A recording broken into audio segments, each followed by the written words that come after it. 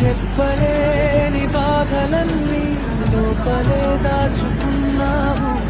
అందరూ చూస్తున్న నవ్వు వెనుక ఎన్ని గాయాలు మోస్తున్నావు. నీ హృదయం విరిగిన శబ్దం భూమి వినకపోవచ్చు, కానీ పరలోకం